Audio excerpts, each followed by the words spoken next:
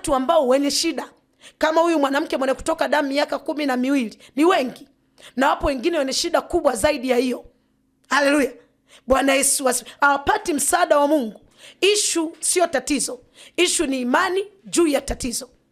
Ilipofika huyu mwanamke kumwamini Yesu, ndipo akavuka.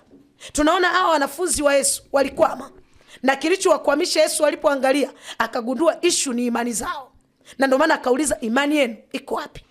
Manake hakuona imani. Angeona imani asingeuliza imani yenu iko wapi. Bwana Yesu asifiwe.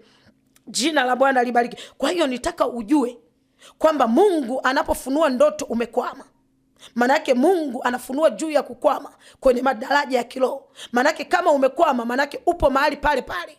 Haleluya. Lazima kwenye ndoto uonyeshe umevuka. Haleluya. Na vivuko kama nilivyokuambia, kuna kivuko cha imani, lakini pia kuna kivuko cha akili. Bwana Yesu asifiwe.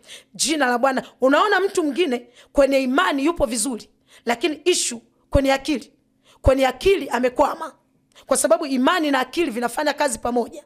Haleluya. Akili isipokuwepo manake utakwama pia, lakini pia bila imani lazima utakwama. Lazima utakwama. Kwa hiyo Mungu anapokuonyesha unashindwa kuvuka, manake umekwama.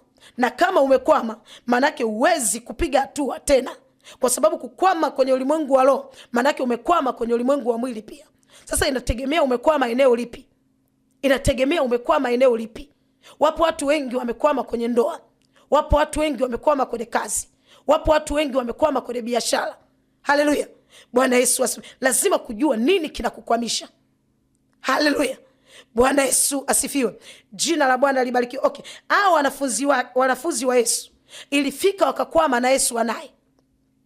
Haleluya. Na wapo watu wengi ambao kaokoka vizuri kabisa. Manake kama umeokoka Yesu yupo ndani, na kuna maeneo unakwama na Yesu naye. Kumbe ishu sio Yesu naye, ishu ni imani yako juu ya Yesu uliye naye. Bwana Yesu asifiwe.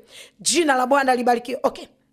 Ujaona mtu ana neno ndani linalompa mwelekezo au linalomthibitishia kwamba Mungu alimsaidia Ana akapata watoto, lakini yeye amekwama na utasa.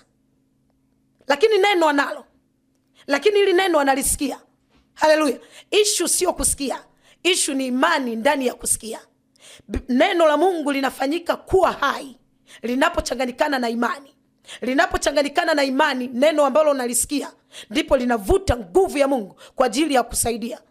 Haleluya. Sikiliza, huyu mwanamke mwenye kutoka damu miaka 12 alisikia habari za Yesu kama ambazo wewe unasikia kila siku. Aliposikia akaweka imani. Alipoweka imani, imani ndio iliyomsaidia kupata uponyaji.